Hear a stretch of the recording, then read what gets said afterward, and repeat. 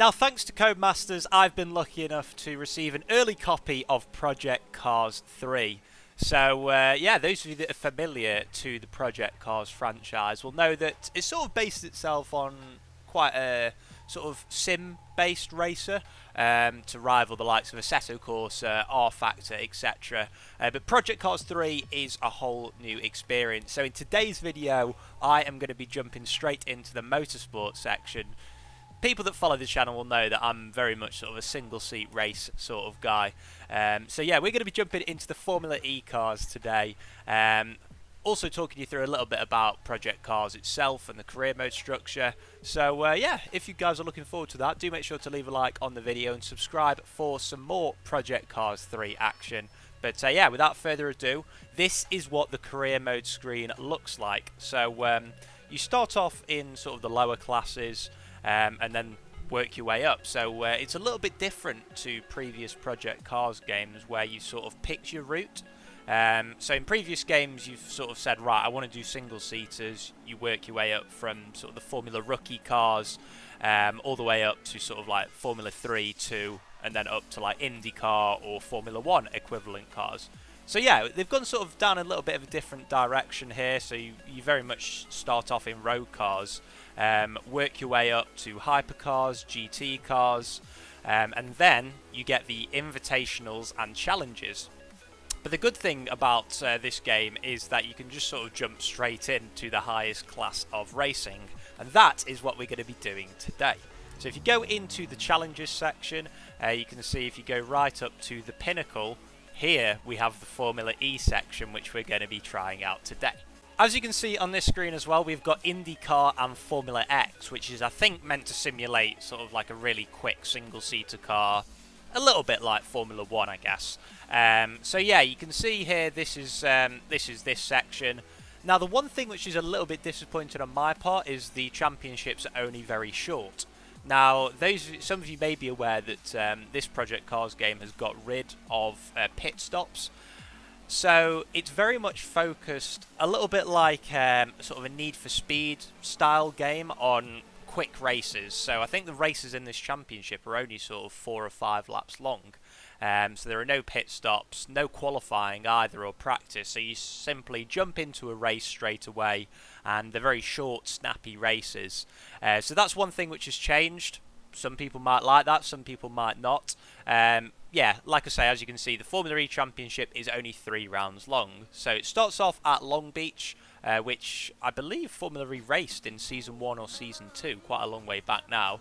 Then we go to Donington Park, which is the home of Formula E. That's sort of where all of the teams were based early on in the championship. And then we finish off at the Circuit de Monaco, which Formula E has raced at before. And I believe they will be racing on the full track next season, so this is sort of simulating that.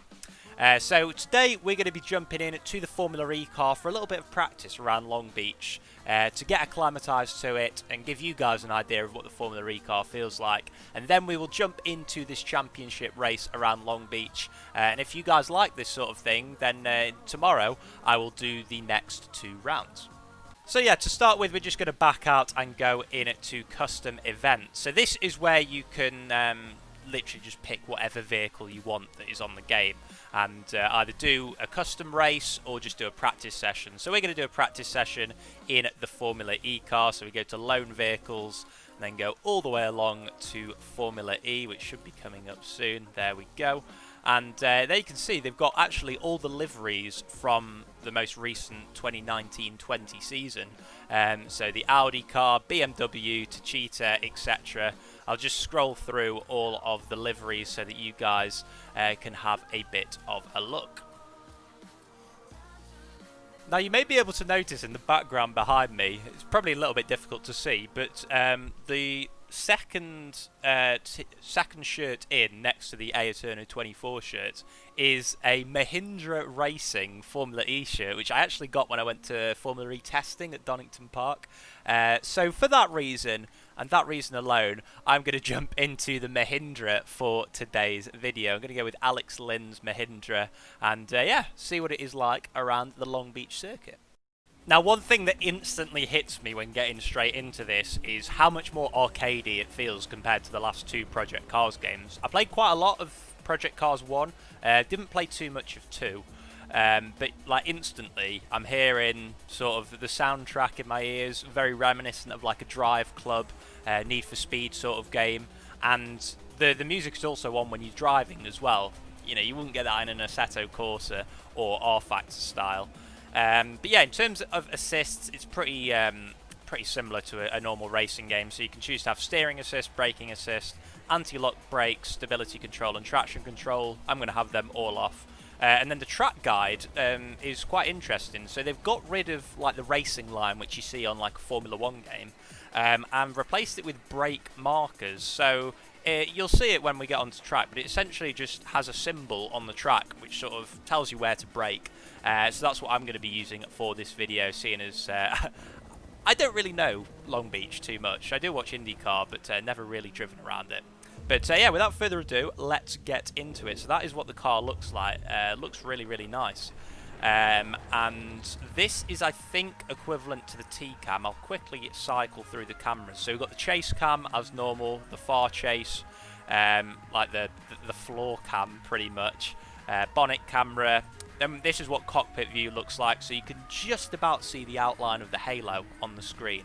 Then you've got visor cam and T-Cam. So I'm going to go for the T-Cam, and yeah, let's go in the Formula E car. So instantly we get the torque off the line, and as we go towards the first corner here at Long Beach, yeah, this is really, really interesting. First time I've really driven a Formula E car on a game. So this is, of course, the Gen 2 car, which is, wow, very, very squirmish through that corner. I think the Gen 1 car was in Forza Motorsport, one of the older Forza games, but the Gen 2 car, I could be wrong on this, so please correct me down in the comments if that's the case, but I think this may be the first time that it's like officially licensed in a game.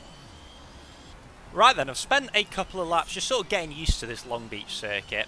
So what I'm going to do now is just sort of stay on board for a full lap of this track, and just sort of give my thoughts really on how the car handles. Of course, you can just sort of have a look at what is happening on track, but as we go into the first corner, pumping the brake pedal, it's one thing which is really interesting to note in this car. You can't really go to full brake pressure with the whole brake-by-wire thing. But apart from that, in terms of the general handling, it just sort of feels like a general single-seater car. Yes, quite arcadey in that sense, although with all assists off, it is quite a challenge, quite a handful, this Formula E car. Not necessarily when you get on the power, just more sort of getting the car turned in, really. You have to sort of wrench the wheel a little bit. I don't know whether that's just because I'm sort of getting used to the car. But yeah, like I haven't got traction control on or anything, and it's quite easy to just sort of stamp your foot on the accelerator. So I'd say it's very arcadey in that sense. But braking, yeah, quite difficult to get used to as we chuck it through this section of track, which is one of my favourite here at Long Beach. And now going into the final corner, getting it all turned in, trying not to lock all the tyres, and yeah, across the line for a relatively decent time. It says invalid lap time for some reason. It came up at the start. But yeah, not bad, and I think now it's time to get into a race. One thing that's probably just worth noting on this career mode is that these challenges that I was on about earlier, which is what you have to go into to unlock the Formula E Championship, you can see that it costs 20,000 credits for that. It was pretty easy to accumulate. I think I literally had to do 2 events in the road category at the start, and then you can sort of accumulate enough to unlock these special challenges. But yeah, without further ado, we're going to hop into round number 1 at the Acura Grand Prix of Long Beach in the Formula E car. By the looks of it, it only lets us use this Audi livery because we haven't got enough credits to actually buy the car. We're sort of taking it on loan, if that makes sense. But yeah, we'll get straight into the race in Rene Rast's Audi car.